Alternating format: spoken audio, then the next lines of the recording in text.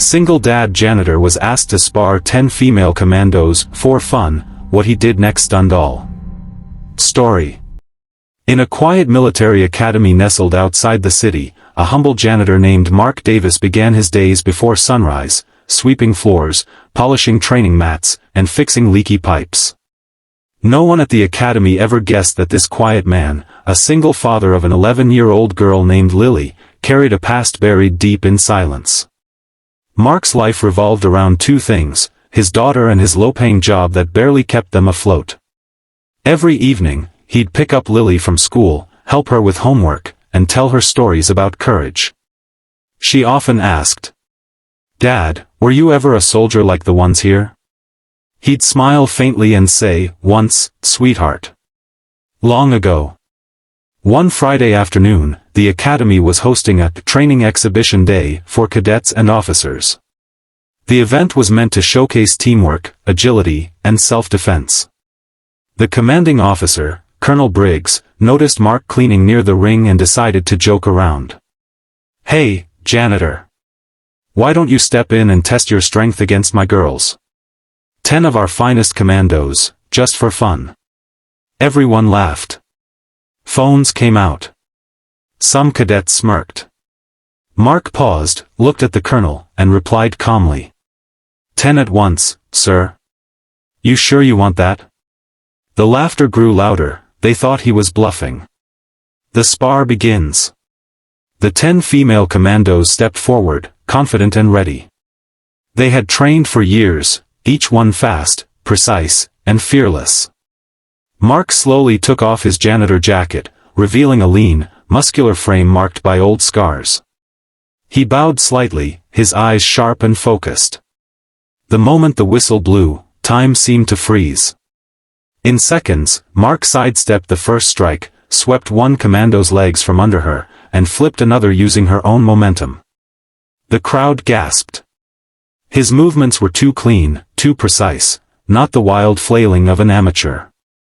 By the end of the first minute, 3 were on the ground. By the third minute, all 10 were down, breathing heavily but unharmed, and Mark hadn't even raised his voice once.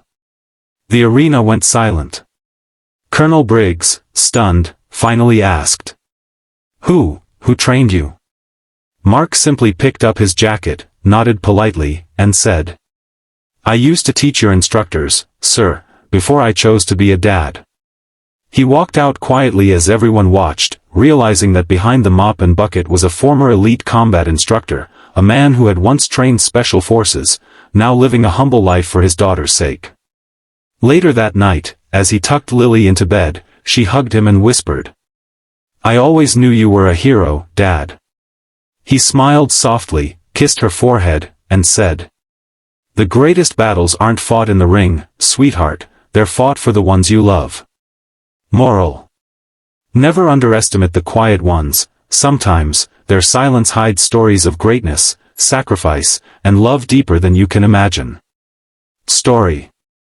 The old mop squeaked softly against the smooth floor of the academy gym, echoing through the vast hall like a quiet rhythm of unseen labor. Every morning before dawn, Mark Davis, a 42-year-old single father, arrived at Ravenwood Military Academy, long before anyone else was awake. He wasn't a soldier anymore, not officially. Now he was just the janitor. His uniform wasn't a camouflage suit but a faded gray jumpsuit with a patch that read maintenance. Yet behind those weary eyes and calloused hands was a story no one there knew. 1. The father. Mark's life revolved around his 11-year-old daughter, Lily.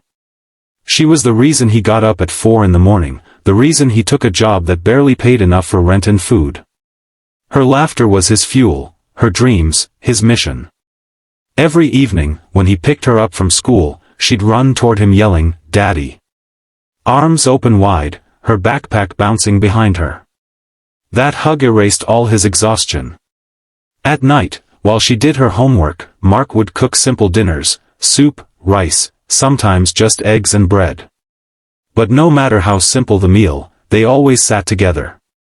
"Dad," she once asked, her voice curious, "you always tell me stories about soldiers. Were you one of them?" Mark smiled, not answering directly. Once upon a time, sweetheart. But now my mission is to take care of you. 2. The past he buried. Long ago, before Lily was even born, Mark had been one of the most respected close combat instructors in the Special Forces. He had trained men and women to survive the harshest conditions, to fight hand-to-hand when weapons failed. He was known for his calm precision, never losing control, never showing fear. But after his wife, Anna, passed away from a sudden illness, everything inside him broke. He left the army quietly, took Lily, barely 2 years old at the time, and vanished into civilian life. For years, he drifted from job to job until this janitorial position came along. No one at the academy recognized his name. And that's how he wanted it. 3. The academy. Ravenwood was not an ordinary academy. It trained elite female commandos, smart, fierce, and disciplined. Their commander, Colonel Briggs, was a loud, proud man who loved showing off his unit's strength to visitors. To the cadets, Mark was invisible. He cleaned the gym while they trained, mopped the hallways they marched down, and picked up their empty water bottles after practice. Sometimes, they made jokes. Sometimes, they ignored him completely. And every time, Mark just smiled softly and said, "Good morning, ladies," without bitterness. 4. The challenge. One Friday afternoon, the academy hosted an open training day. Journalists, veterans, and officers gathered to watch the commandos demonstrate their skills. Mark, as usual, was in the background, sweeping near the sparring ring. Colonel Briggs noticed him and decided to make a joke. "Hey, you," he called, pointing at Mark. "Janitor. How about you step into the ring and show us what you've got? 10 of my girls against you. Just for fun." The room erupted in laughter. Phones came out. Everyone waited to see the janitor's humiliation. Mark looked up quietly. 10 at once, sir." Briggs smirked. "Scared?" Mark placed his mop aside. "No, sir. Just making sure I heard you right." 5. The ring. The 10 commandos stepped forward, all in training gear, confident and smiling. "Don't hurt him too much," one joked. Mark slowly removed his jumpsuit jacket, revealing a lean, muscular frame beneath his plain t-shirt. His shoulders bore faint scars, old and pale like stories time had almost forgotten. He bowed slightly, out of respect. "Ready when you are," he said softly. Briggs blew the whistle. 6. The first move. The first commando lunged, quick, strong, textbook perfect. But Mark's movements were smoother than wind. He sidestepped, deflected, and with one precise motion, swept her legs from under her. She hit the mat gently, more shocked than hurt. The second came from behind. He ducked, pivoted, used her momentum to flip her forward. Gasps filled the hall. Within 30 seconds, 3 were on the floor. The commandos regrouped. The laughter stopped. Phones now filmed in stunned silence. 7. The dance of discipline. Mark moved like a shadow, never aggressive, never cruel. His strikes were measured, his defense perfect. Every motion looked effortless yet deliberate. He didn't fight to win, he fought to teach. Each commando he faced found herself gently but firmly disarmed, her pride shaken more than her body. By the 3rd minute, all 10 were down. Not one bruise. Not one cut. Only disbelief. Colonel Briggs stood frozen. The crowd was silent. Mark quietly walked over, picked up his jacket, and said, "Thank you for the exercise, ladies. You fight with heart. Keep that, it matters more than strength." Then he picked up his mop and started cleaning the sweat off the mat, as if nothing had happened. 8. The truth revealed.